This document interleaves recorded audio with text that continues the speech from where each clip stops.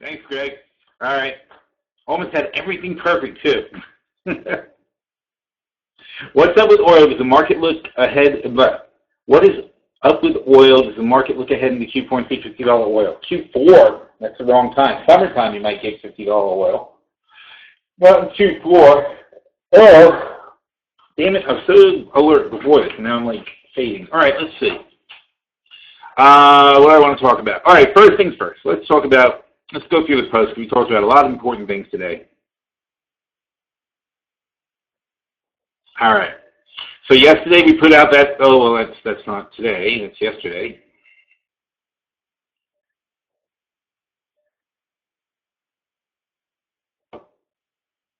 See, Tempting Tuesday. That's for, who just asked that question?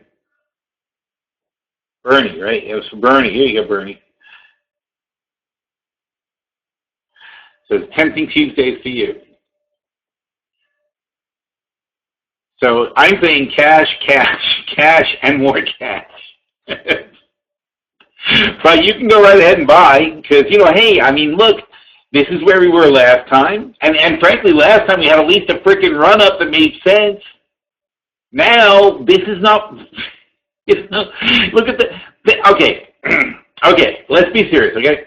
From May to a year, and then 6 more months. So here's 18 months, other than this dip, but here's 18 consecutive months of buying at this volume level. That brings the market from 1850 to 2100. 18 months.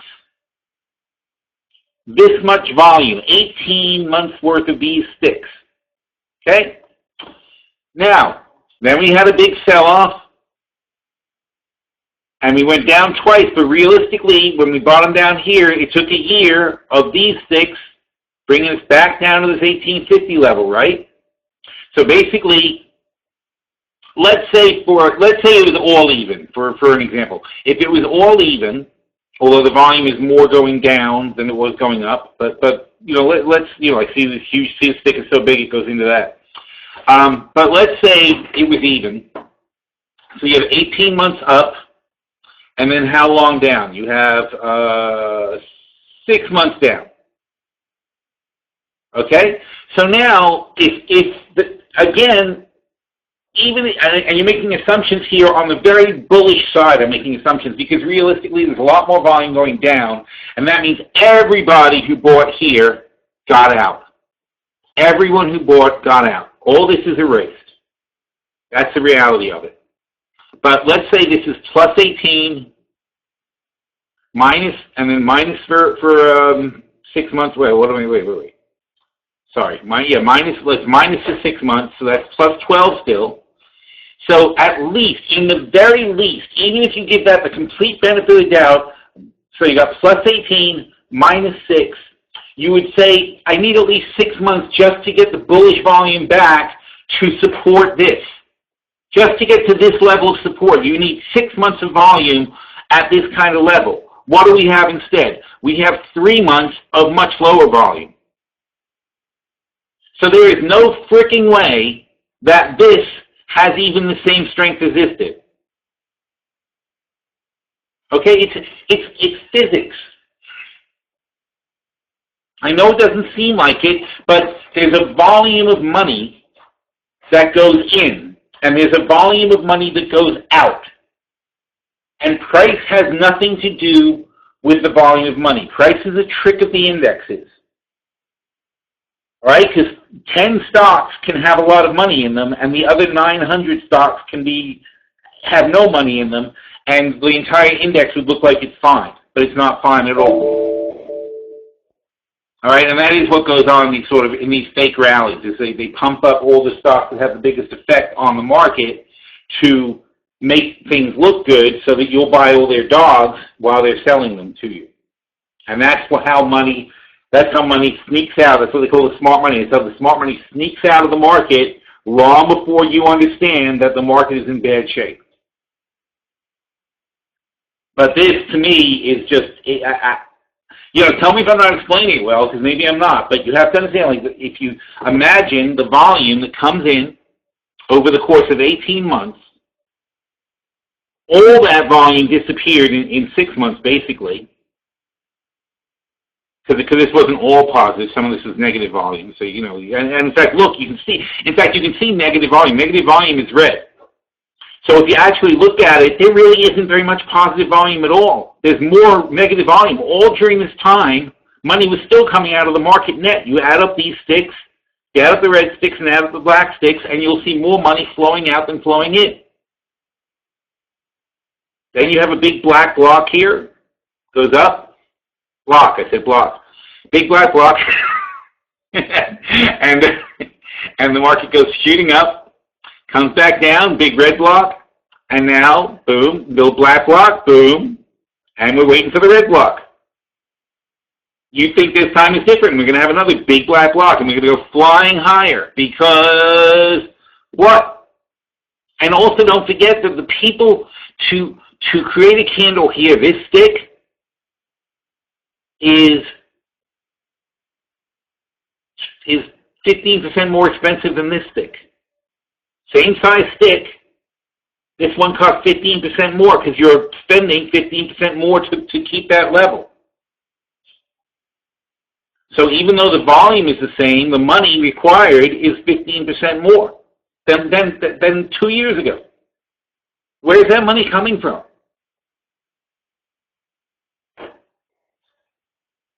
All right, so that's that. What is oil? Blah, blah, blah. Config grid. Okay, good. All right, now next. Don't talk about losing money. You know, it's funny. I don't even want to discuss it. It just really freaks me out. Sometimes I do it. Sometimes my brain doesn't work, and I get really pissed. I guess they call those senior moments, but I'm only 53, and it's not an often thing, but just anytime I don't remember something, it just bothers the crap out of me because I'm like, oh God, so is my brain going? I had that conversation about my father last week, and that's why I started thinking about it again, about, you know, losing bits of your mind piece by piece over time. Anyhow, I'm always doing like 10 things at once, so it's really not fair. It's kind of, I'm sure at some point I need to cut back on how many things I do at a time. So where were we? Oh yeah, things in the post. See? Now that I've always done that. My whole life I've been like that. I forget what I'm doing. Let's see. All right, so we talked about that. This is not, we were talking about yesterday's. So given that, we did this nice SQQQ spread. Now, here's where we go. We'll skip over to today. We had a very important conversation just now in chat about entering these trades. So here was the trade idea. Buy 40 for 2, and buy those for 85, and buy these. Okay. Then what happened is at 10 o'clock in chat, somebody mentioned that they were having trouble filling it or some such. And I said, okay, so let's adjust that in the, oh, I see. So I made an adjustment to go for the higher puts. So we changed the trade officially to be 60 SQQQs with the 5 Apple puts, and we went with different puts. And then in the options opportunity portfolio, we only sold 2, and we did the 90s because we just didn't want it. It wasn't worth $400 for us to risk 1,000. Basically, that's what we're doing. We'd be risking 1,000 to collect $400 more because of $5 more position. But the point I was making here to Winston, who said he had trouble filling it, was when you're making these fills. Here's Tuesday's action on the what is this, SQQ 17 call. So these are the $17 calls on SQQQ. So he says SQQQ 2016 June 06 17th. That's when they expire. Calls at the $17 strike. The 5D 5 minute is the chart. So when you look, you know, these option symbols, that's what they mean. There's your symbol, there's your year, there's your month, there's your day, there's your call or put, and there's your strike price. And if it was 1750, it would say 0.5. It would actually be like that. All right, so that's how the options work as far as the code. It's not much of a code. It's pretty obvious. So these are the $17 calls. And as you can see, I posted them before the market opened. So here's, this is the end of Monday. This is Tuesday's open. So here's your open. They opened at 190.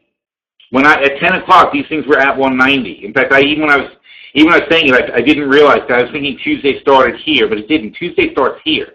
This is the end of Monday on Thinkorswim. That's the termination of Monday. The beginning of Tuesday is here. The beginning of Wednesday is here, and that's the beginning of trading on Wednesday. So in the morning, right out of the gate, they were $2. They went down to 190, which is what I said they would be in the morning. They went from $2, they went to 190. Then they started climbing back up to $2, then 210, then 220 basically for the rest of the day, 210, 220. Now, you look at the June 21st calls, they opened lower than we wanted, down like 70 cents and down to 65, back to 70, but they climbed back to 75 and then 80. So we adjusted for the options opportunity portfolio, and I said, well, look, I see 190. This was at 10 o'clock. I said, I see 190 and 75. I said, that's fine. Who cares? All right, but we didn't like the put pricing, so we switched to the 95 puts. And you can see on the chart exactly how that goes off. These were the 21 calls. SQQQ said that. We talked about that already. And these are the Apple, the 85 puts. And you can see the 85 puts started off at $7 and basically drifted around $7 all day long. So that was an easy fill at 7, which was our target price, I think. Yeah, we wanted to sell for 7. There was 7 all day. And here are the 90 puts. And here's Tuesday start. Okay, so 90 puts were up around 870, which was we decided to use those at 870, and that's where they stay pretty much all day. It's not that hard. When you're trying to fill these spreads, you just offer what you want to offer, and you ask what you want to ask, and you don't overpay. You don't need to chase anything. The way I do it, if I'm going to build a spread, well, first of all, I try to do a momentum trade. It's like I'll try to bid each leg and do it on momentum. So if we're in the middle of going down, I'll buy the leg that's cheapest first, and then like if I'm selling a call, I'll sell the call first.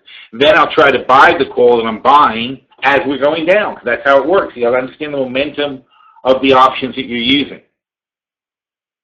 But so that, this was an easy fill all day long. You can see a lot of activity because our guys were moving into this trade all day long. And you want to be in it by the end of the day. So comes the end of the day, if you don't have your fill, then you got to compromise a little bit and put your numbers in. But even as I pointed out to Winston, the worst case on that,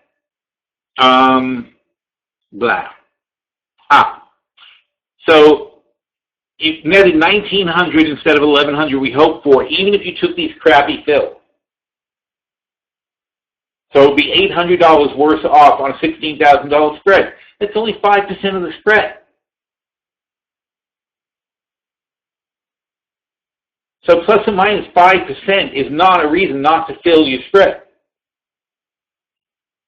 And that goes back, and the real point of this is you have to understand why you're trading and what your intention is and how the trade works, not just try to fill numbers.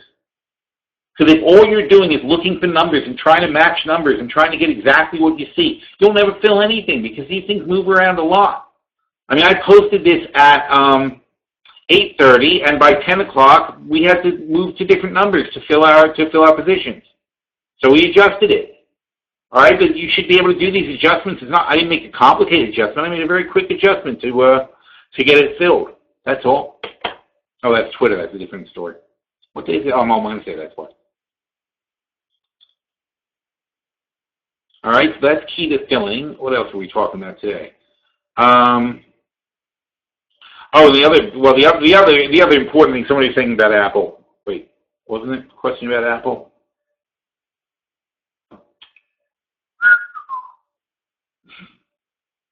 Burning again. So Apple. Again, this is the first year that Apple hasn't been our stock of the year there are 3 consecutive years that Apple was our pick for stock of the year. The last 3 years before this, 2015, 14, and 13, Apple was our stock of the year. The year before that was Bank America. So this is the first year in a long time that we did not pick Apple for our stock of the year. It was not even in the running because of the cycle. And that's what we went over today. I'm talking about, like, you have to understand there's a product cycle to everything. You have peak sales, declining sales, over the thing. You have rapidly rising sales. You're in a growth period, and so the iPhone's in a growth period. Now it's maturing. It's not really declining. It's just going up and down in this little maturity cycle right now. All right, it's going to be that way for years until the next thing. The thing that makes the product decline is either it's obsolete, or it, well, you can make a case that the product cycle will decline in maturity a little bit because people just don't get replacements. If you're not doing anything exciting and new, you won't get as many new people coming in. You won't get as many replacements going out. But, you know, realistically, phones have a 3-year lifetime. All right, so Apple's been pulling people in and pulling people in. And here you go. In fact, here's the life cycle of an iPhone. When people first see it, a few weeks after they have it, a few months, it's like it's nice that they don't care anymore. After they've had it for a year, it's almost getting towards lame. Then a new one comes out, and they go right back to like, oh, this is awesome, I got to have this thing. Apple is a master, and it's Tim Cook. It wasn't Steve Jobs. It's Tim Cook who used to run the product cycles and deals with manufacturing. They are masters at keeping things fresh and interesting. And no, every single year, it's like auto companies, right? They put out a new car every year. Auto sales have peaked. In fact, I was talking about Mercedes as an example. Mercedes hasn't come out with anything new and exciting since 1890, okay? They came out with They came out with the first internal combustion engine, and that was people like, oh my God, this is fantastic. You know, it's like you put an internal combustion engine on a horseless wagon, and this thing just flies now. And then they added a wheel. Big innovations. They add a wheel. They add seats. They added. Then they add doors. You know, I mean, yeah. So year after year, they have these incredible innovations. But after a while, it's got 4 wheels. It's got doors. It's got seats. It's got a steering wheel, and it's got a dashboard. What else are you going to do? That's maturity. Okay, autos have been mature for 100 years. They pretty much built the car. You know, if you look at a car from 1900 and you look at a car today, there's not that much difference in the actual car, right? Other than, you know, I mean, some style things, but really it's the same freaking car. You can get in the car from 1900 and just drive it without problem, and there's nothing the car from 1900 can do that yours can't, and vice versa, except for maybe the speed. That's maturity. That's 100 years of maturity. We sell more cars now than we did in 1900. We sell more cars now than we did in 1950. We sell more cars than we did in 1980 or 1990. We keep selling more cars because there's more population, more cars. Sometimes, like in fact, especially recently, there was a recession, and people in a recession put off buying new cars, and so the sales went down. And now they shot back up because overall, everybody wants a car. Everybody also wants a phone. Okay? And everybody doesn't have a phone yet. There's still 3 billion something, 4 billion people don't have phones. Eventually, they'll all have a phone. Okay, and it's because you can say, oh, they don't all have computers. They don't have computers because a computer is a specialty device. A phone is so useful that a farmer will give you a very large portion of his year's, you know, money to get a phone. The phone helps teach his children. The phone helps him organize and order his supplies. The phone does his accounting. The phone does his communications with his relatives in different places. The phone takes pictures, which is like magic for some of these people in Africa and stuff like that. I mean, this is, you know, you've got, you know, you're taking 1 billion, 2 billion people in Africa and India and Asia and the poor people in China. You're taking like 1 billion people out of the dark ages and showing them this device. Of course they're gonna want it. It's the same way people wanted cars in 1900. It's like you didn't necessarily need it, but god damn, you wanted one of those things. That beat the hell out of a horse.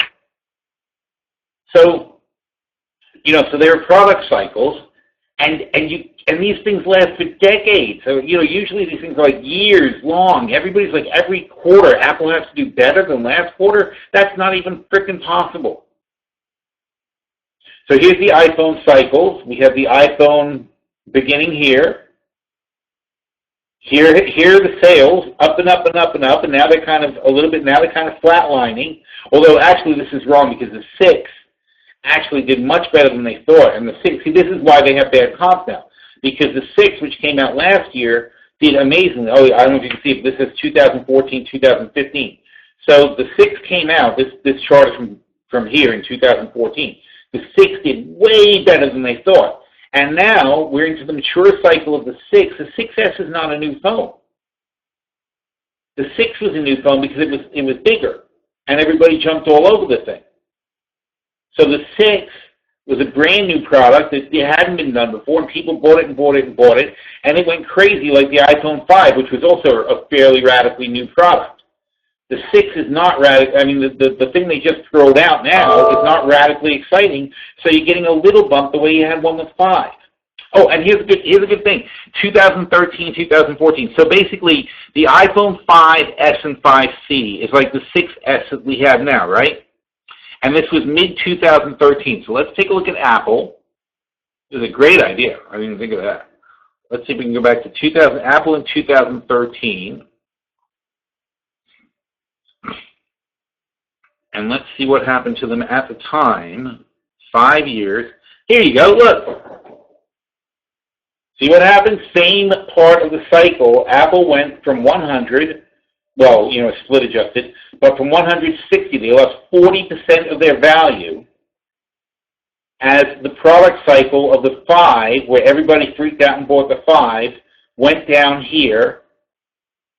And it wasn't even that the sales were bad. As we know, Apple now makes twice as much money as they made back then.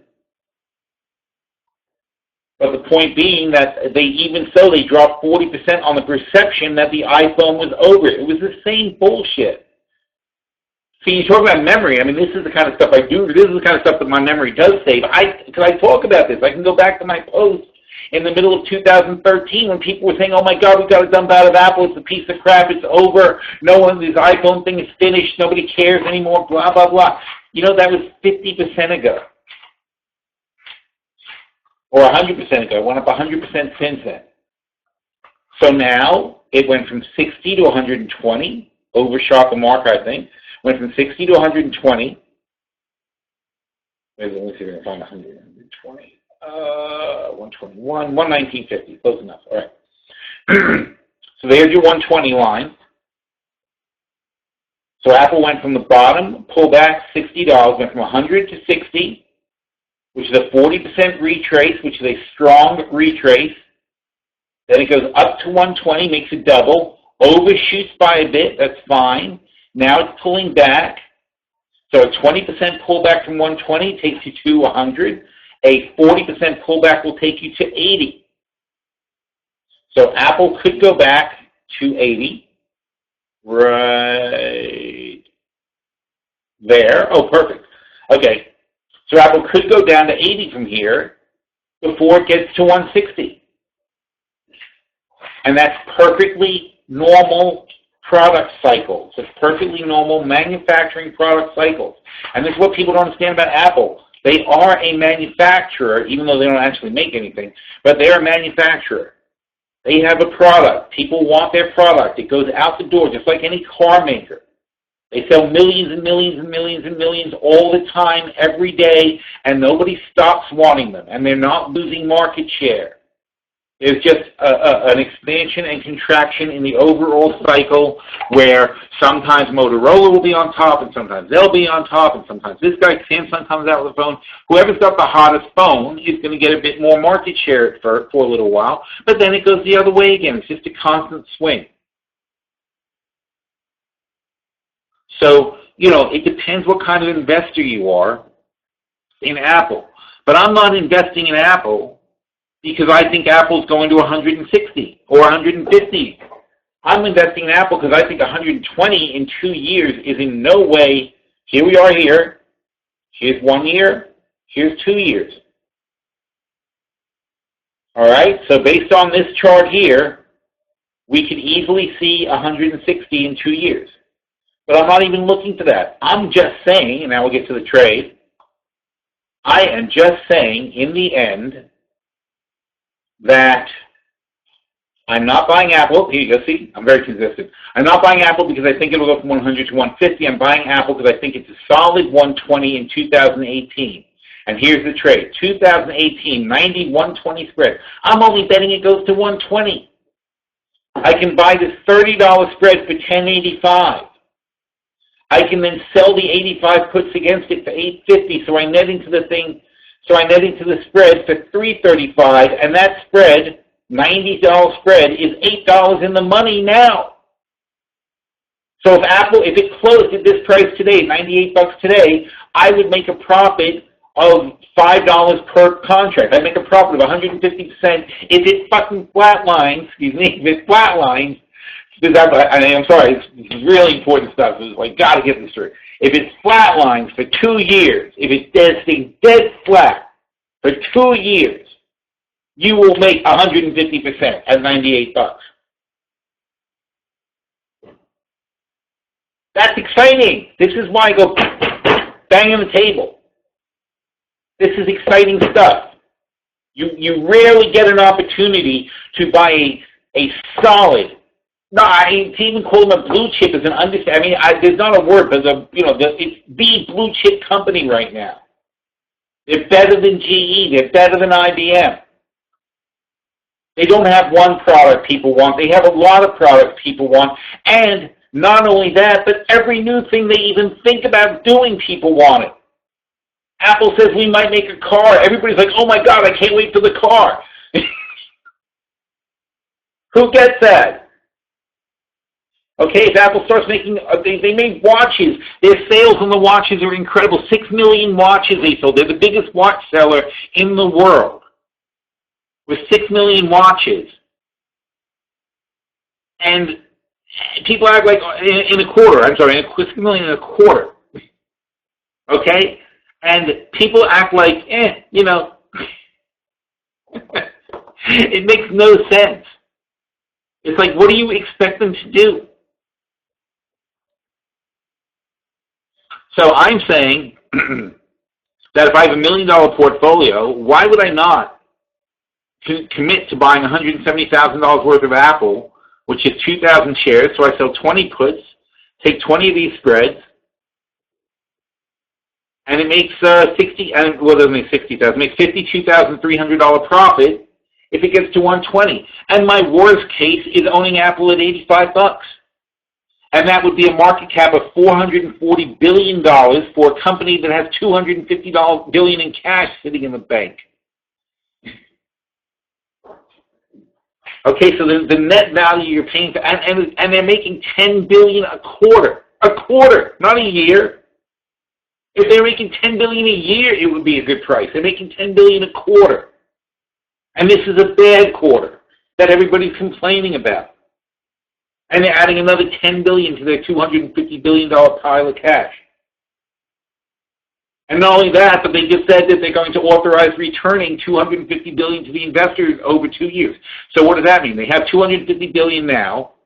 They're making $50 billion a year. So as they return $250 billion to investors through dividends and buybacks, they will. So if you want to sell that, if you want to sell your Apple stock, they will buy it back from you. That's basically what they're doing. So you want to sell it, we'll buy it, no problem. So because they're smart, they're like Buffett. They're like, at a certain price, when it gets cheap, we'll buy more of our stock. So Apple believes this is way too cheap for their stock now because they know how to do math, unlike most investors. And Apple is buying back their own stock in large quantities. They're also paying out dividends. They increase their dividends.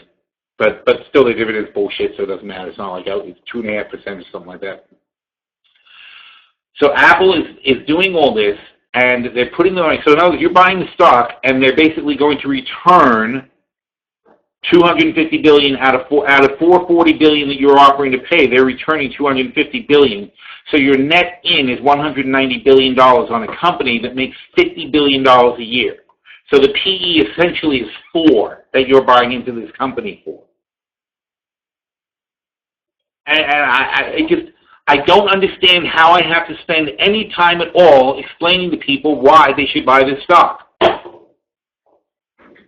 Okay, I really think, I hate to say things like this, but I really have to say that Apple should be 10% of your portfolio. It really, I mean, I have no problem. Somebody tells me Apple's 20% of the portfolio at this price, under $100. I have no problem with that. I would say don't buy a lot of other tech, but if you want to say you want to say I didn't buy any tech, I just bought Apple and said that's my tech bet. Go ahead. That's perfectly diversified as far as I'm concerned. I've never seen a better value consistently year after year than Apple. And again, I'm not betting for it to go to the moon. I'm making a very, very conservative bet that says our worst case is buying it for $85, which is $13 below where it is now, so about a 15% discount from where it is right now at $98.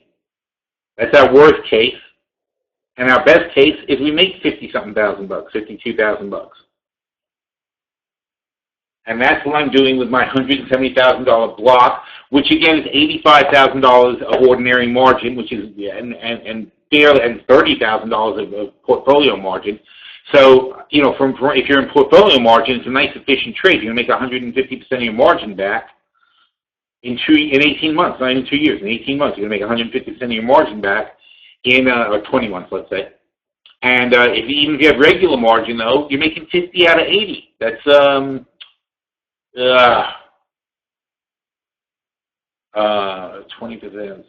It's like 70%. So about 70% margins in 2 years.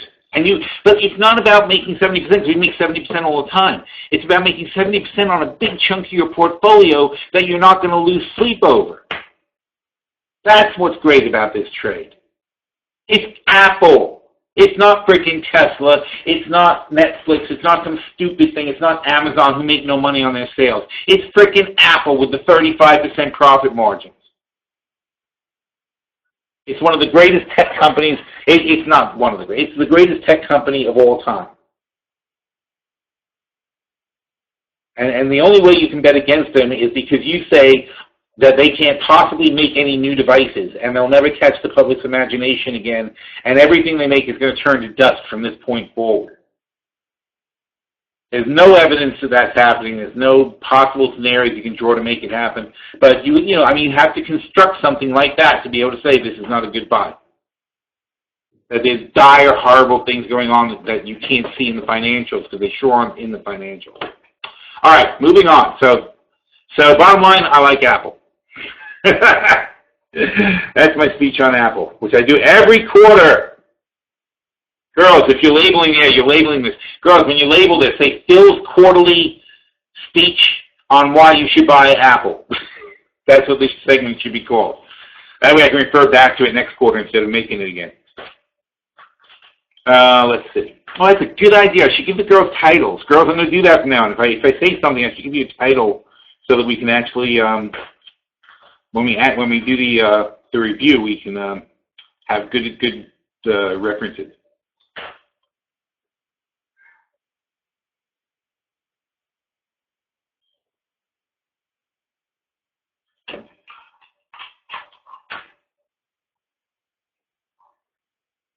Yep, and Han got his Twitter fill, apparently.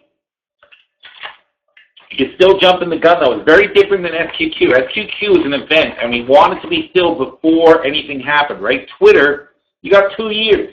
It's going to go up and down. You've got all the time in the world to do your fills.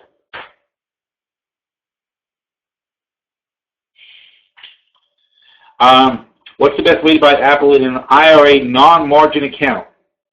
Well, just do the spread. I do that. That spread is what? Here you go. The 2R18 90-120 spread is $10.85. That means you're paying $100.85.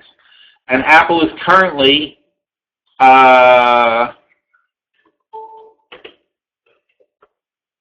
Apple's currently at $98.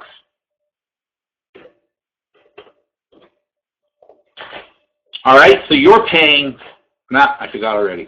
So if you're paying $10.85 for the spread, you're paying $100.85. You're paying like a $3 premium for Apple. So in other words, instead of buying Apple for $100, you're going to take 1/10 of that money, and now you have the control of the Apple stock, and you have a potential of $20 of upside for every 10 you put in your portfolio. What could be better?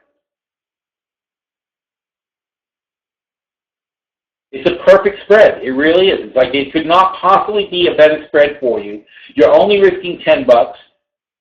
You have 2 years to make your money, and your upside is a triple.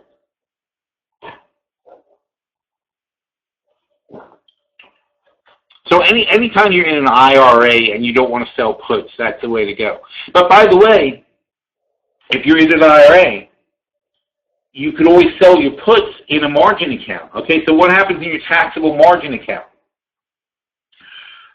In the IRA, you're spending some of your retirement money, right? You're putting it to work. You're hopefully going to get your upside. If Apple goes up, you get your upside. If Apple goes down, however, you'll end up buying the Apple stock, and you'll have a long-term, hold on Apple where you'll pick up capital gains down the road. If you take the loss on the Apple short puts, you'll get a tax deduction. It'll offset other gains that you make. So you're using the taxable loss to your advantage. If you make money, if you make money, you're going to pay tax on the money you make on the short puts that you sold in your outside account. But on your inside account, you're going to make a triple without paying tax. So see how you're working that? You got to think about what happens if you break up your trade into your IRA and non-IRA account and use that to your advantage. I know it's weird. It's hard to do sometimes, but if you think about it, you can just break off the leg that you think you're going to lose of a four-legged trade. If you're doing a four-legged trade and you're pretty sure you're going to lose one of the legs, take that leg out. Don't put it in the IRA. Put it in your regular account and take the loss there. All right, because you're winning. You're winning in your retirement account and losing in your taxable account. So you're offsetting the taxes while you're making tax-free money on the other side. That's how Romney does it. How do you think Mitt Romney has $300 million in his IRA? You can't put $300 million in your IRA. There's a couple of tricks he does to put money in, like stocks at very low prices.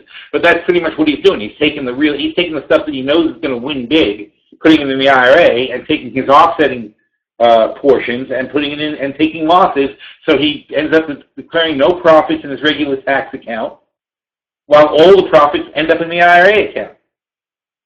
It's actually not hard. It's just a question of organizing your bets, basically. Because, in long-term portfolio, we know which legs are going to lose, right? If you go to a long-term portfolio, I bet that's down today. Let's take a look. We were at 94% this morning, and the markets have been yucky.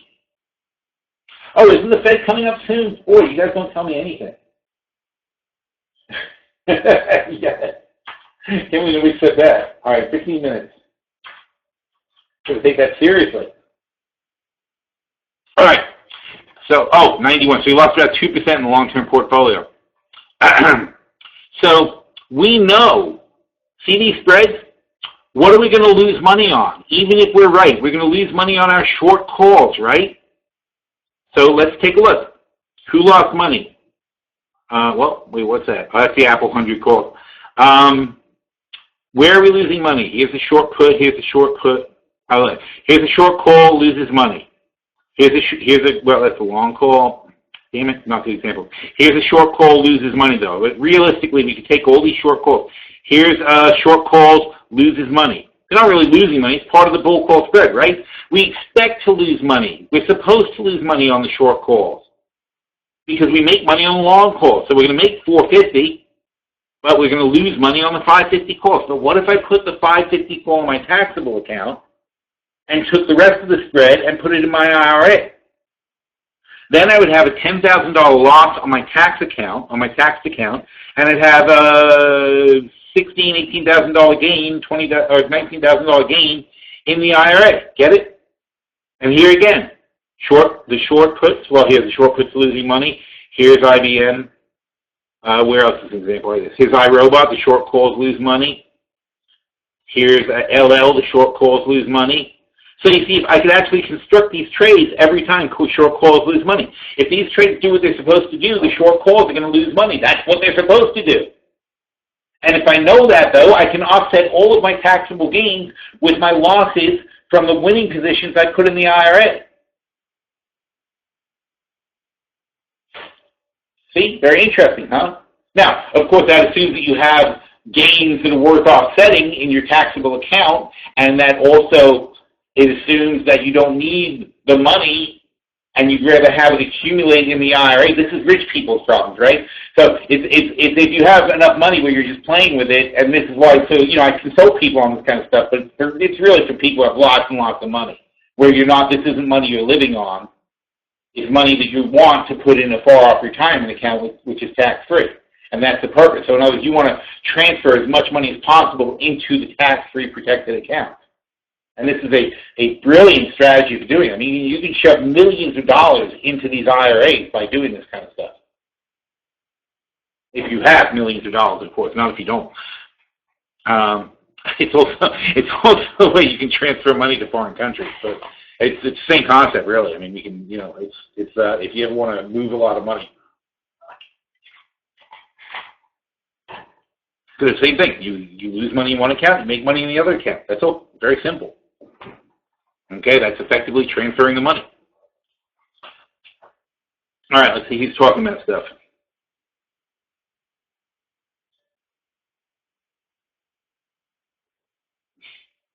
Oh yeah, we don't have much time for this. I'm going to go through these real quickly then, because what's up with oil? We'll take a quick look at oil, but we got to look at the Fed stuff now.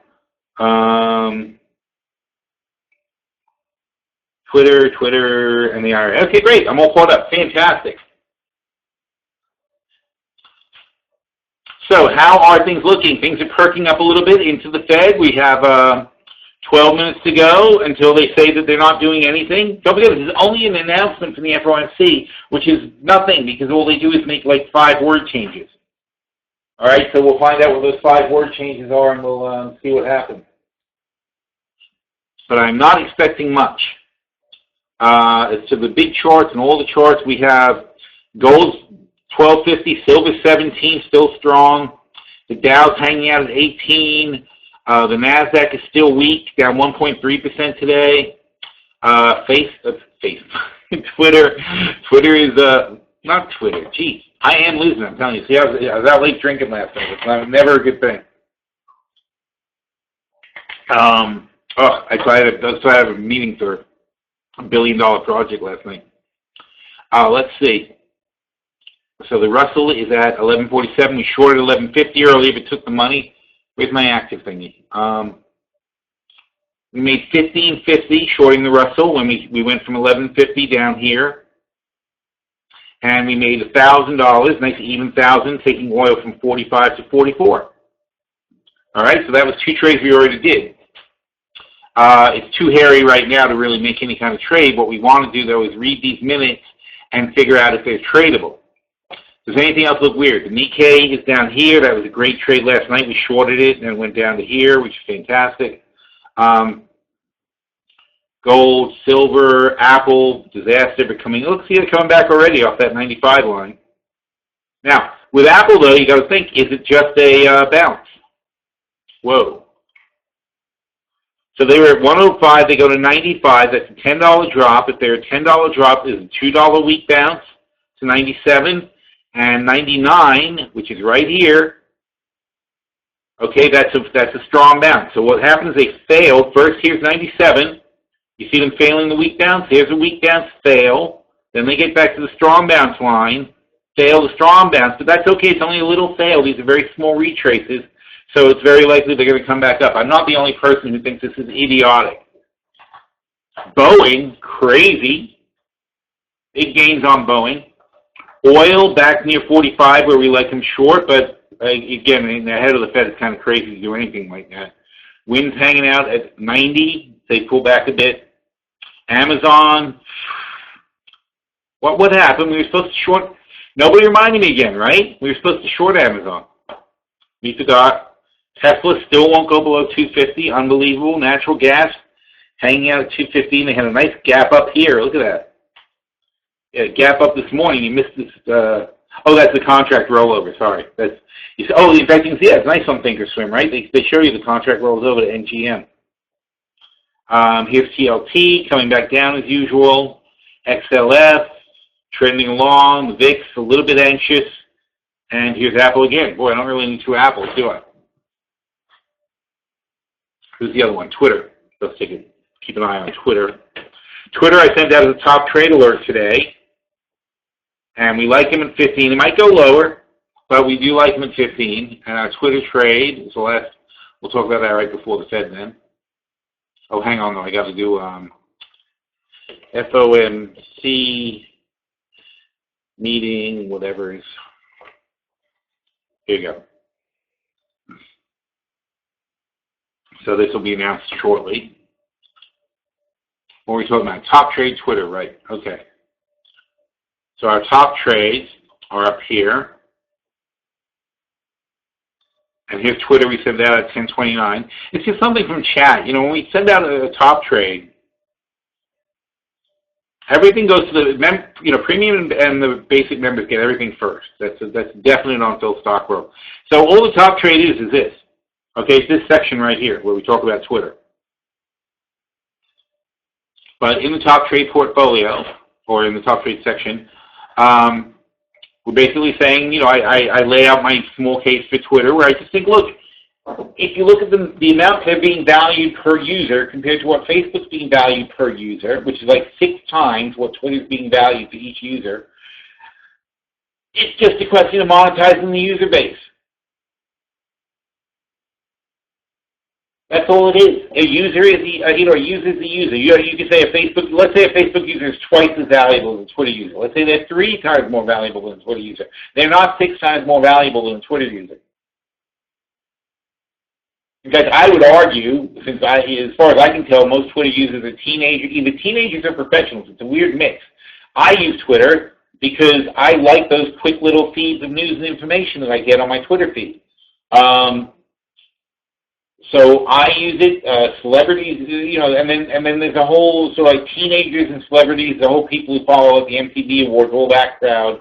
Anybody in the MTV Awards or the Kids Video Awards, anybody who's in any of those kind of things in social media, those guys are super duper involved in Twitter, like my teenage daughters, because that's how they get all their information. You know, they Snapchat with their friends. But Twitter is how they follow things and how they find out things and how they get their news and information, and they know what all their celebrity people are doing and so on and so forth. And nobody has that. Nobody's going to go to Facebook to Beyonce's Facebook page, but they follow her tweet because there's an effort to go. Here's the thing: there's an effort to go into Beyonce's Facebook page. You have to go and look and say, "Oh, I want to know what Beyonce is doing right now," and you feel kind of like a stalker. But if you have a Twitter feed where Beyonce is one of your 20 celebrities that you follow, you feel like you're getting the news. Right? That's my take on what my kids are doing. And it's just a question of doing some very simple things to monetize the platform that, well, one problem, though, is having Dorsey come back, is that they treat the Twitter like it's a religion, and they refuse to do certain things that should be done to improve it. Like, first of all, fonts would be nice. You know, like just make it so you can at least have put some character in your 140 characters. But also, I think they should double the character size too, so people can complete a thought. It would be nice to be able to put a complete thought with proper words into Twitter. And maybe that's just because I'm old. But originally, the idea was because they wanted to limit it to the limitations of text messaging. That was the only reason they ever went to 140 characters in the first place. But now they sort of think that that's the reason they're successful. And it's not. It's the platform that made them successful, not the 140 character limit. And they're so scared to move past that and adapt. It's very strange. In fact, I was talking last night about that with some people about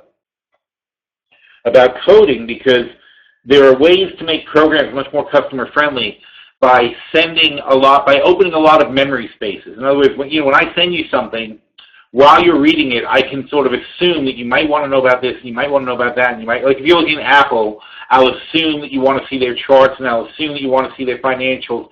So while you're reading my article on Apple, I'm going to send you in the background all the potential links that you might want to click on to pop something up. And that way, when you click on it, it immediately pops up in your window, and you go, oh, that's so clever.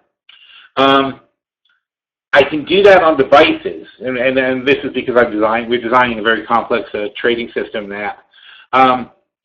So I can do that on devices, and I can make presumptive downloads on the device. And we would obviously let you decide whether you want those or not, but it makes your experience much, much better. People don't write this stuff into their codes because they all think in terms of like very, very narrow bandwidth, but that's going away, and nobody has big bandwidth issues anymore. And we're not sending a lot of data, we're just sending some data, but it's what you would call technically unnecessary data because you didn't call for it yet. But when you do call for it, you don't want to wait 2 seconds for the download or 3 seconds for the download. You'd rather click on it to see it, go back, click on it again, look at another page. So by assuming that you're going to want the next page, I'm talking about a couple of K, it's not a big thing, but by assuming you want the next couple of K and making intelligent guesses of what your probable needs are going to be, we can service you much, much better in the apps. So anyway, that was the conversation we were having last night. I had a fantastic conversation with something that's going to be huge. But technically, there's a whole new world out there, and people just don't see it because they're so stuck in their ways, and that's what Twitter is. They're stuck in their ways. They're stuck in a paradigm, and that's the bad thing about having the founder come back to rescue the company. He doesn't see it. He can't get his head out of what originally he thinks made the company great. In fact, he wants to get back to what made the company great, which is a big mistake. What makes the company great is having 300 million users. All right, is it 1 o'clock yet? Ooh, 2 o'clock. Almost there. How are we doing question-wise?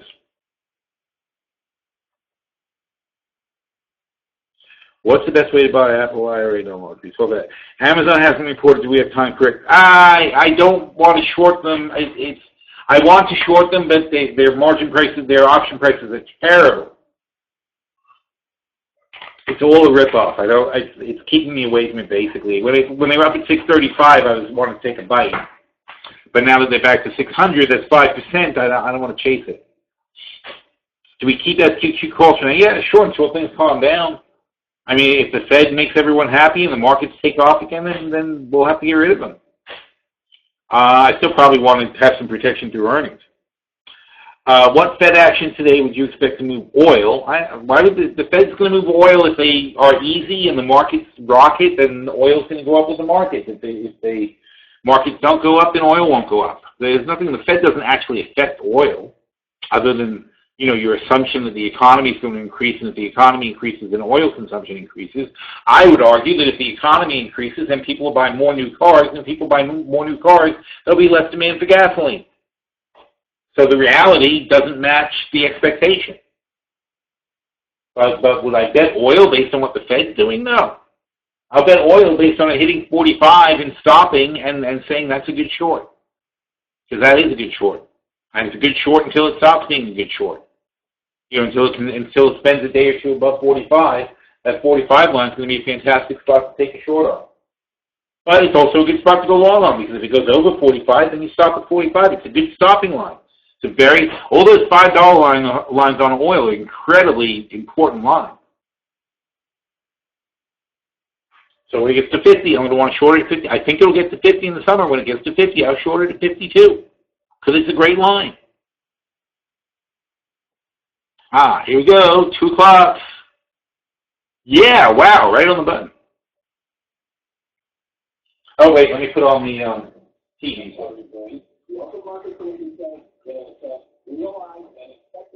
It's important to know what the pundits are saying. Rates unchanged, blah, blah, blah, nothing.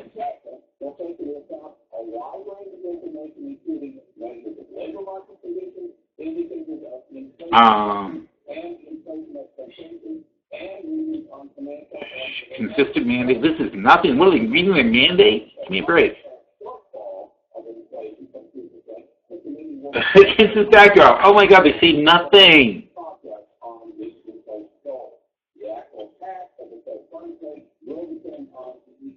Oh my God.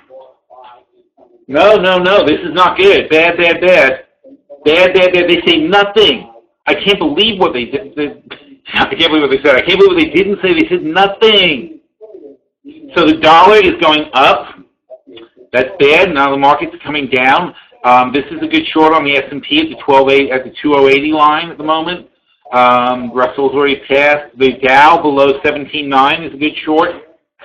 Holy cow! The dollar's making the Nikkei happy though. Oil, note down for oil. It's down for everything. It's bad. All right. Now let me tell you why it's bad. You know, I mean, I'm not going to look. I'd rather talk to you about it than mess around with these things. Is anyone playable right this second? No. Oh, look at that dollar, man! Holy cow! All right. So more important, we talk about this. Wow. Labor market conditions. All right, shut up, Mr. on TV. Wow. All right, here's the thing. Labor market conditions improve further. Okay, we know that. Gross household spending moderated. We know that. Household real income has risen. Yeah. Consumer sentiment remains high. Yeah, I don't know if I agree with that. Beginning of the year, housing sector has improved further. Business fixed investment has been soft. A range of indicators, including job gains, additional strengthening the labor market. See, all these are tightening signs. Inflation has run below the committee's rate, reflecting earlier declines in energy prices and falling non-energy imports, which I just talked about imports this morning. Market-based measures of inflation compensation remain low. Survey measures of long-term inflation are little changed on balance, consistent with the mandate. Now they're talking about their mandate. Then they say, against this backdrop of nothing happening and our mandate, so 2 paragraphs with absolutely no information, they're going to stand put. They remain accommodative, and they want to get to 2% inflation. But 2% inflation with rising oil prices is right around the corner. And they took out the word risk. They don't have risk in the global outlook anymore. That's much more. It's much more hawkish for the Fed. In determining the timing and size of future adjustments, target range of the federal funds rate, the committee will assess this assessment, blah, blah, blah. Light of shortfall, the committee will carefully monitor, blah, blah, blah. Same crap. Oh, God. Fed funds depending on the committee is nothing. They say nothing. There's no way the market can like this. They're saying nothing. This is definitely a move towards a possible tightening at the next meeting. Oh, see, these things weren't worth shorting. So now we're right back. So it's like it's no play. So 2080 would be the stop over here. Look, the dollar backed off.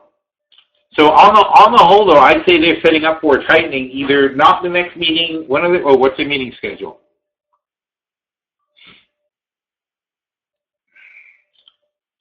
June. So June or July? I would say July. I'd say the next, unless the economy gets worse, in June they're going to start easing us towards the concept of doing something, and in July they're going to tighten us a quarter point. That is my prediction. All right, so that's good. So Phil's Fed prediction is the way you should label that one, girls. Not June, but July. They have to give you a little bit of warning.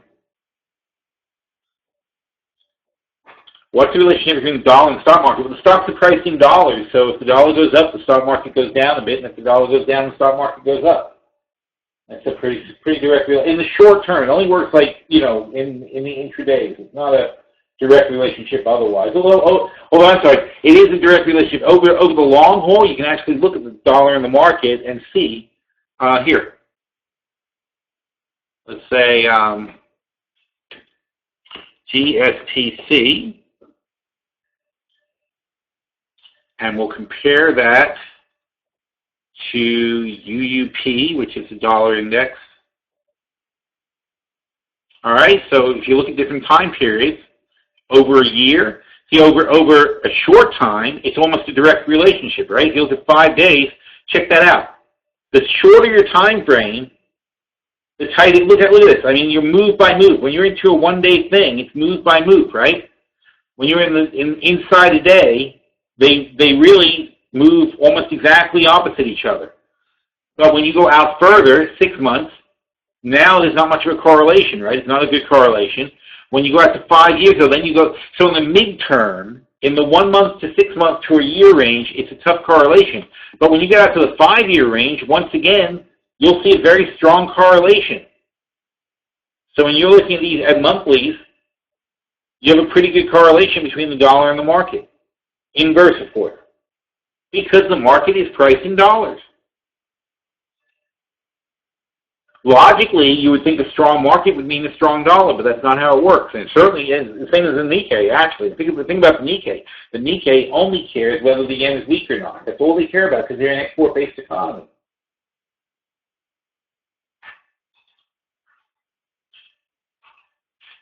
And China's an export-based economy too, but they got all kinds of weird other stuff going on. So the next meeting is 2 months. That's a long time. And then, but in the June meeting, they go to July meeting just a month later. So if they're going to raise, it should be July. And the next time, if they're going to raise again, they're going to want to raise in September or November. There's no way they're going to raise in September. So if they want to get 2 raises in, it should be probably July. And if there's no disaster in July, they'll want to raise again in September. And then for Christmas present, they won't raise.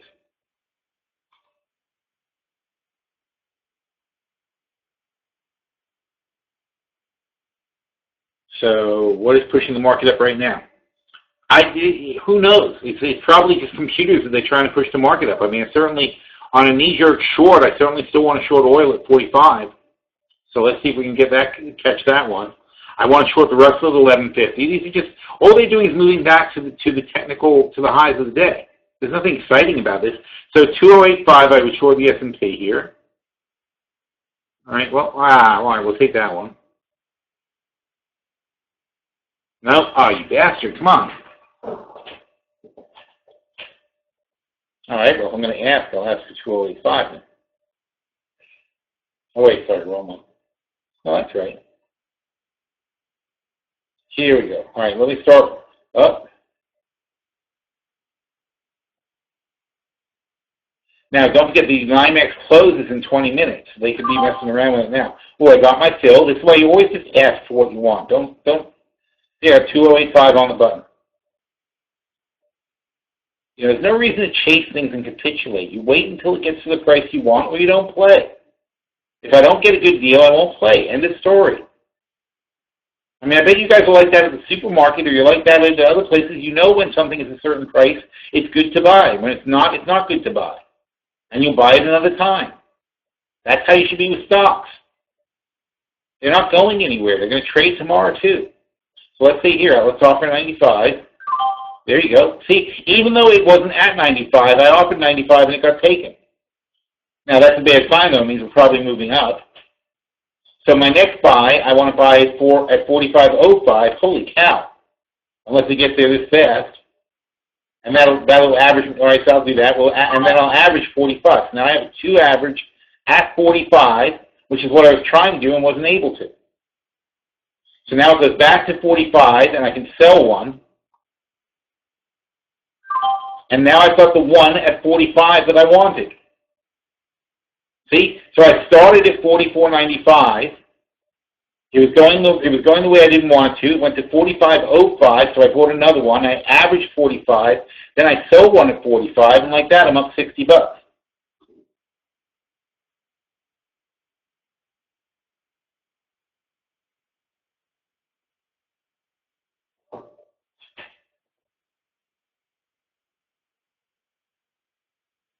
So now we'll just see how it goes. All right, so that's oil short at 45. And what was the other one I wanted to do? Is 20 up? No, but the S&P is over 2085, so I don't like that. Oh, waiting for this guy to come up to 150 on the Russell.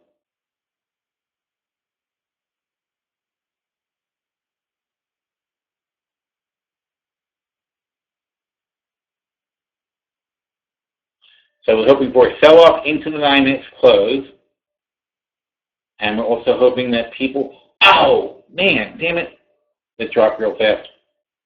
All right. So, you know, when I read something, I make my own decision.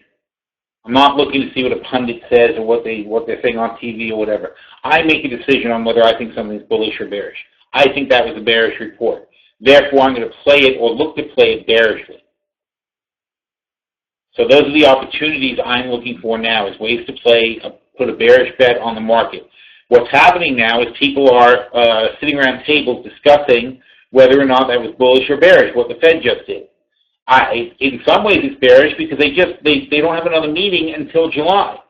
So so rates are now flat. We know for a fact that rates are now flat for 2 more months. That's generally kind of bullish, but I don't think anyone expected them to raise rates at this meeting, and now they're kind of indicating that they will raise rates, so therefore that's a little bit bearish. They will raise rates. They are shifting gears. I can't get there now. I'm so pissed.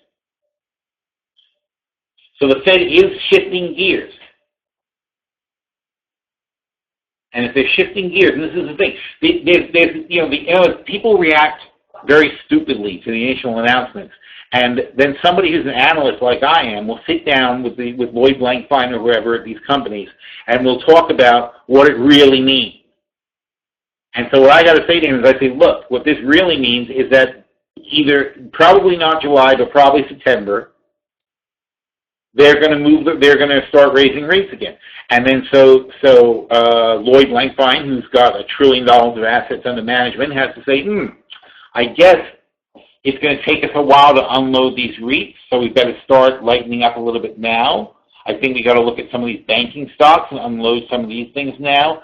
They got to look at all the different things that are affected. What's it going to do to the home builders who are already having a rough time? So I'm going to take off my bullish bet on the home builders because I don't think it's really going to come back as fast as we were hoping it would.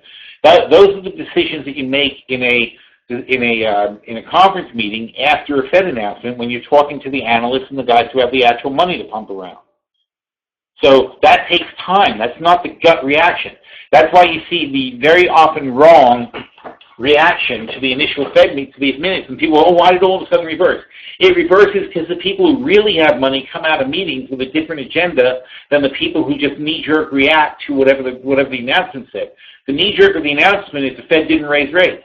We knew that. Did anybody who speaks to me on a regular basis have for 1 second think that the Fed was going to raise rates today? There was no frickin' way that was going to happen. And now we still have a little bit of a hope for people because the Bank of Japan goes tomorrow, but the Fed didn't raise rates, they didn't lower rates and they didn't raise rates. So the Bank of Japan now doesn't really need to do anything because the dollar shot up. Okay, and that's all the Bank of Japan cares about is stronger dollar, weaker yen. So if we're doing their job for them, they don't have to do anything. So if you see the dollar cross back to 95 tonight, then the Bank of Japan has absolutely no reason to do anything at all because we did their work for them. All right? If you've got the Fed doing your work for you, you should not add to it. It makes no sense. All right? So that's analysis. That's different than just reacting to the headlines. And all these Twitter bots and all these automatic trading bots and things that work, they trade based on they'll trade based on, just whatever the headline is. That's what they're trained to do.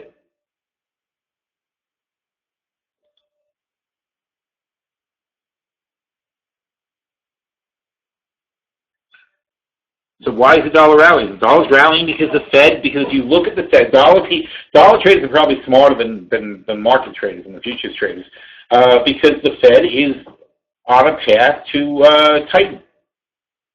So the dollar should be going up a little bit. The dollar should be closer to 95. It's not really a rally, is it? Barely moved. So it's not even yesterday's close. So it's not really rallying. It's just not getting weaker because now the fear of the Fed easing is off the table. But eventually, as people start discussing it, it'll start creeping up. How are we doing here? I already have this bet. I forgot about this one. Oh, come on. 208,750. There we go. All right, we'll sell another. So now we have 2 at 208,625. So in order to get to 208.7, I need 75 twice. right? So 75 twice is 150 over that. So 2085 is the next place I would want to add one. And that'll bring me to 2087 on the average. And we didn't get the Russell, so we're close, but we're not there yet. So right now we just have the S&P short ES at 208.625, and we've got the oil short at 45. At not 45. It's 40. Basically at 45. It says 45.05, but I think it's really 45 or 45.03, something like that. And yes, I do want to add another one. What's the high? Oh, look at that. So now we're at the high of the day. So I definitely want to add another one here. Oh, come on. That was so fake. The second I try to add one. Oh, there it goes. Whoa. Uh-oh. So now it's taking off. We got 15 minutes more until the close. This is not good if it keeps going. It punched up on me. So 45.24 now. It didn't get rejected until 25. So now I have to think ahead. If I add one at 25, what's it do to the rest of mine? Well, that's 25 is 3 nickels higher, so it's going to raise the price of all these guys by 7.5 cents. So I'll end up at 17. That's not that exciting to add another one at 25. So I'm just going to wait and see what happens here. Oh, I'm sorry. Now we're back. Hang on.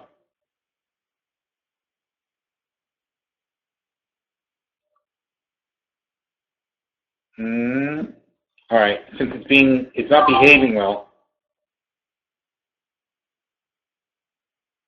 So now I've raised my basis. I took another nickel in profit. I raised my basis a bit.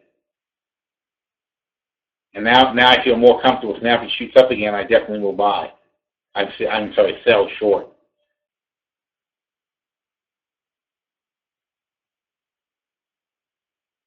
See, even if you just make a little bit of money, even if I add one here, not that I want to, but even if I add one here and then sell it at 10, I still decrease my basis by a nickel. And that's all you want to do. Just get your basis, or I'm sorry, it's hard to say when you're shorting. Raise my basis by a nickel. Because all I'm doing each time is trying to get in a better and better position, so when it does drop, I'm dropping from a higher spot.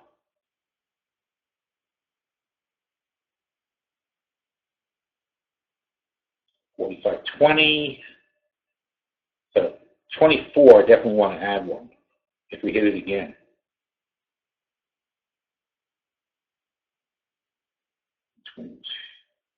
All right. Oh, 22. All right, let's offer 24 and see if we fill. Doesn't look like it though.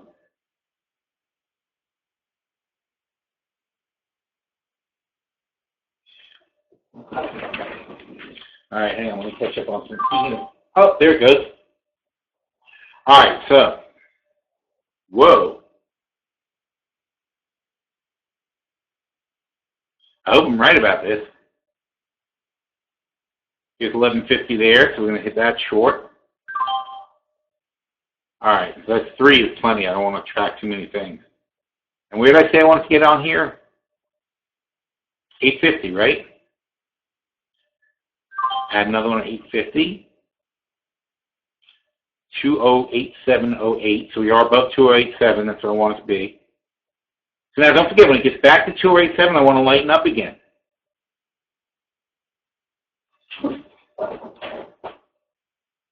But it's probably not going to. We've got to wait for the NYMEX close at 1435. The 235 is the NYMEX close. So we've got to wait for that for oil to calm down. Oil going up. Don't forget, oil popping up is helping the S&P and the Dow move higher. So it's a weird thing, right? And the dollar's already calmed back down. That's also helping pop things back up a little bit. So we'll have to see what happens. Now, who else is behaving? Gold, silver, all flattish. The dollar's being weird. The Nikkei is a little bit happier. Oil shot up, of course. Brent shot up. Let's see this resistance line here on Brent. They're very close to it, so that's a good sign. We just want to make sure Brent doesn't go over 47. Apple is doing what? Now, see, now I can't find it because we don't have 2. Apple's at 97, still 98 bucks for Apple. Boeing's a big booster for the Dow. How much is that? So it's $4. It's like 30-something Dow points is from Boeing. Half the Dow's gain is Boeing. All right, and that's probably going to top out about 137.50. So we'll see where we end up there. So trades. All right, all calm here. Calm, calm, calm. Okay. Yeah.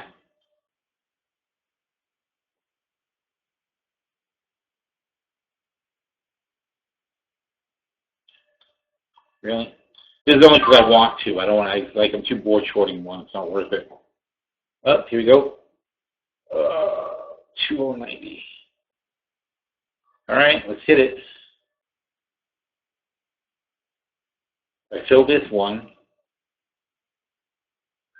There it goes. So now we're over 875. That's good. Look at that. Turning this thing to a loss, huh? 330 bucks.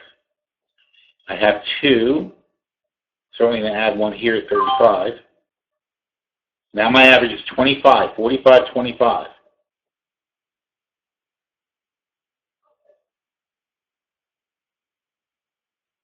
So my assumption here is that we're going to keep moving up into the NYMEX close. I'm not sure how high they can push it, but after the NYMEX closes, I think we're going to have some nice selling off. And I don't even mind holding that one overnight because it's just 3 days. There's no reason oil should be higher based on what these Fed minutes are. All right. So what's pushing the market and why are we rallying? See, I mean, you never know why you're rallying exactly. But one thing we can do though is go to Twitter. This is where I do find Twitter useful. Twitter, and okay, this is not me. This is Jackie. Oh, here you go. There's an insight into a teenage Twitter account. Funny how you see. It's interesting how it's so different.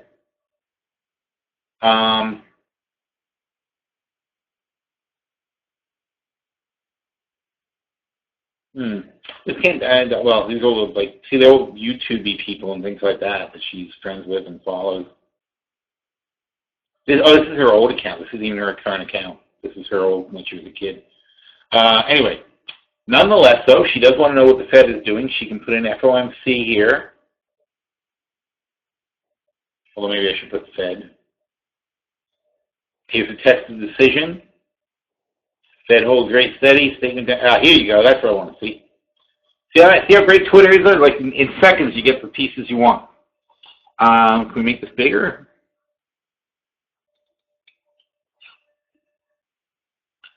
So in April, last time they said January suggests economic activity has been expanding at a moderate pace.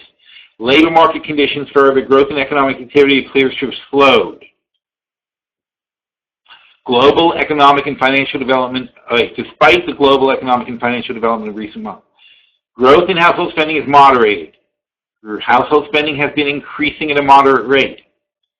Although households' real income has risen at a solid rate, household spending is increasing, consumer sentiment remains high, the housing sector has improved further, but no, that's not the same. That's weird. That's a weird change. So they took out that household spending has been increasing at a moderate rate. And here they're talking about real income has risen, consumer sentiment is high, but they took away the idea of the spending. Because it isn't. But household spending is not bigger. Labor market inflation picked up in recent months, and here they talk about inflation has continued to run below. So the pickup in inflation has halted or stalled. Here they talk about energy prices and falling prices of non-energy, and energy prices and in prices. Wow, that's weird. They took out the fall, and they took out the G, and they left the in. Reflecting lines in energy prices and in prices. They must think this is a joke. It must be a game they play. I mean, seriously, how ridiculous is that? They took out letters of a word to make another word. Inflation, all right. So last time they said Global economic and financial developments continue to pose risks. Here they say inflation remains low. Here they say in part because of early declines in energy prices. Here they say in part because of early declines in energy prices. They didn't change that. I don't know why you blew that. This was not changed. But to rise 2% over the medium term has a transitory effects. But to rise 2% over the medium term as there's no change here. This is what I said. There's no change. He's got way more blue than you need. Import prices dissipate. Import prices dissipate. Labor. Now, seriously, there's no change here. I mean, unfreaking believable. They barely changed this paragraph. That's the entire change to the thing. And they basically took out statements. They said less and almost nothing than what they said last time. So what are people saying about the Fed?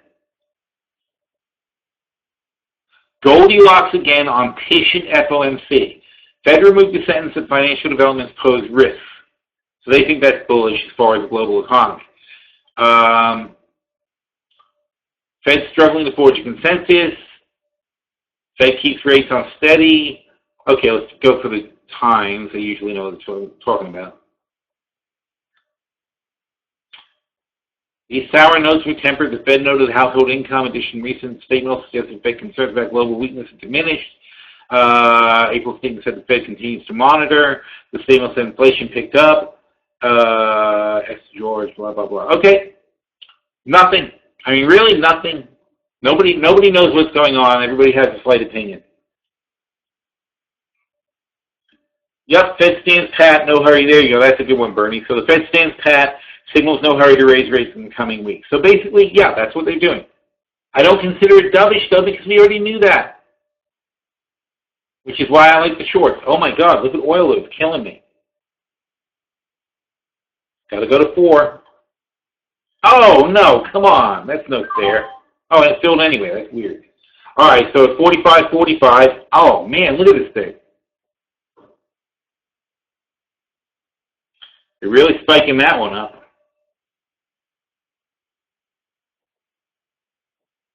So now I have 4 contracts short at 45.30, and we're at 45.42 though with a loss.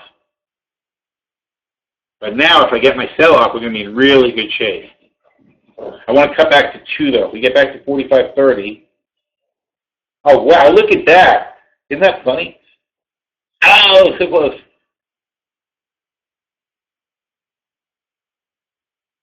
Oh, there we go. Now I have 3. I'm back to my $1,000 profit. That just took 30 seconds. Any hint that is not going my way, I should be lightening back up. There you go. Now I have 2 at 45. Well, let's see. I think I started with $1,000 profit. So now I have 2 at about 45.25. See what I did though? I worked while it was going against me because I really believe in my position. I kept adding to it. I raised my basis that I'm shorting from. And then when it finally turns back around, I have a huge position. I have, 4 contracts. I have a huge position compared to the one I started with. And now, as soon as I get back to even, though, I lighten back up, so I have a manageable amount. I don't want to take a drastic loss. And now I can actually put a stop at 45.30 and stay green.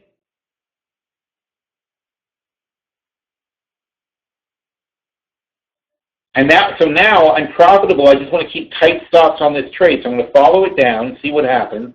If we get to 45, I'm certainly going to sell 1.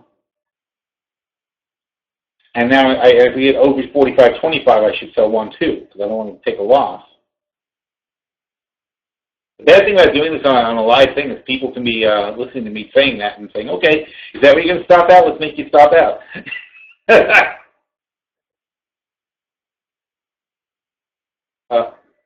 Not feeling good about that. Come on. Go down. How are we going to go? 5 minutes till the NYMEX close. Oh, yeah. Go, baby. Die. 15. Oh, I should take that. Damn it. Oh, come on. I have to go to 15. All right, let's do it. 15.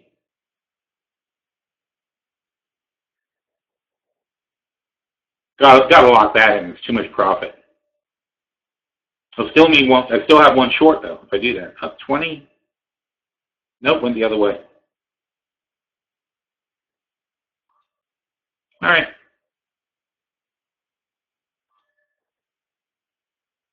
No bites at 20 either.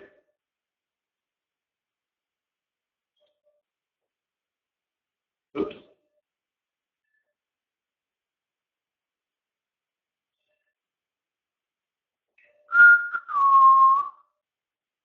So now I'm going to watch the 25 line, but I think it'll get rejected at the 25 line. Let's see what happens here. Oh, and look at that. See, even the S&P turned green. Isn't that amazing? 24.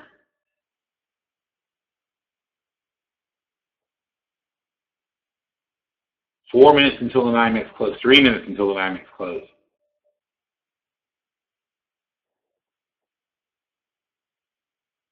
$24. Ah, damn it. Okay. Nope, I don't like the way it's going, so I'm killing it. Oh, I wanted to kill it. Oh, man. Now it's shooting up again. That's okay, though. I don't mind that, because now it's so close to the NYMEX close that any kind of crap could be going on.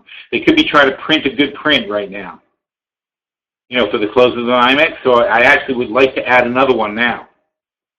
But I'm waiting to see what happens now in the next few minutes. 2.5 minutes till the NYMEX close.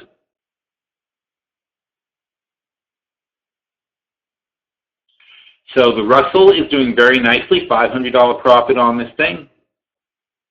That was easy money. That went exactly our way. $670 profit. Wow. $730 profit. I feel like the count on Sesame Street. $800 profit. $800 profit. Oh, I just realized he sounds like Bernie Sanders. And let's lock one in.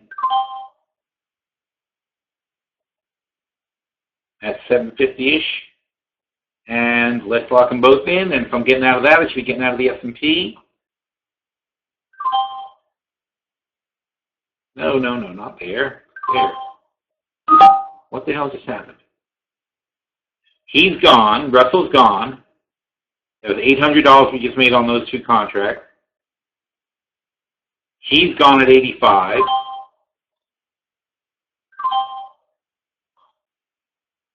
I'm just going to get out of that and concentrate on oil. All right, so he's gone with a $600 profit. That's $1,400 since we did this, okay? And now oil is my last remaining open one. And like I said, I'm very inclined to keep it overnight, frankly. It's got a nice high basis now. About 45.25 is my break even on this contract. And we've got 45 seconds till the NYMEX closes. So my theory is after the NYMEX closes, we're going to start drifting down.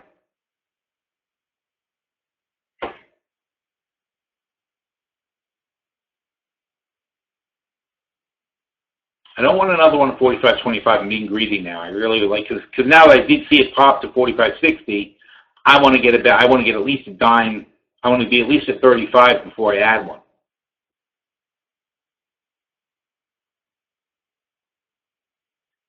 And it goes back to the same thing. It's not on sale, even sale being a higher price in this case. But it's not on sale. I don't want it. I only want to buy things when they're in my favor. Otherwise, I don't play. If I only buy things when it's tremendously to my advantage, I'm going to end up having an overall advantage in my trading. I mean, look at it. That's how long it took us. Like, what did it take us? Like 15 minutes to make $1,400 doing this. It's not that hard. You just have to practice. Now, I certainly suggest practicing with a paper trading account. Don't practice with live accounts. But Thinkorswim, this is Thinkorswim from TD Ameritrade. You can load this up, get a paper trading account. They don't even ask for your commitment or anything like that. And you guys can practice this all the time, whenever you think you see moves. But the thing is to get used to what a fake move is and what a real move is. That's the trick. And you can only learn that by paying attention and getting an idea of like what these things do. Because you see, they're going to constantly spike up and down, and you have to learn what the triggers are and then what a false trigger is. And what we just saw with the Fed was a false trigger that sparked a rally that wasn't really sustainable, because when you think about it, it's not that bullish. All right, should I ignore this? I'll ignore this for a few minutes and see what happens. Now we're out of everything else.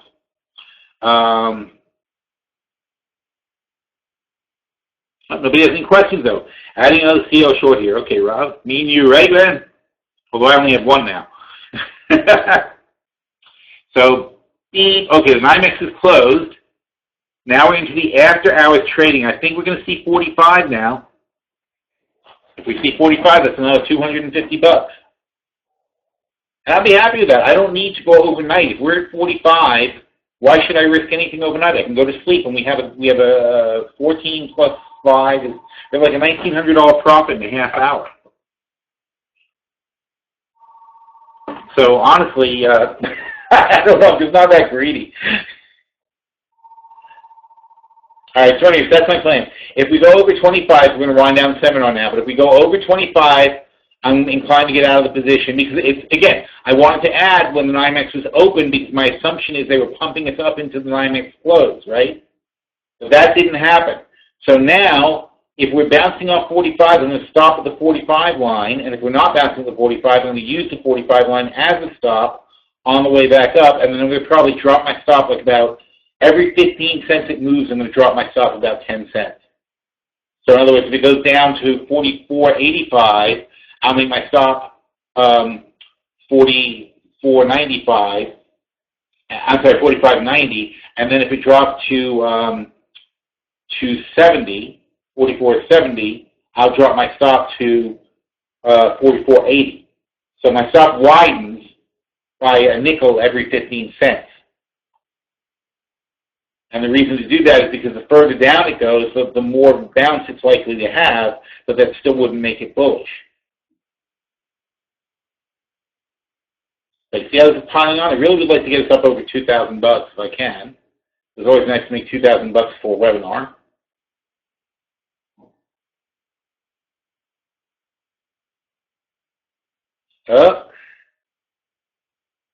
Oh, 11. This is fun. 11. Now you can count backwards. 11, 10, 9.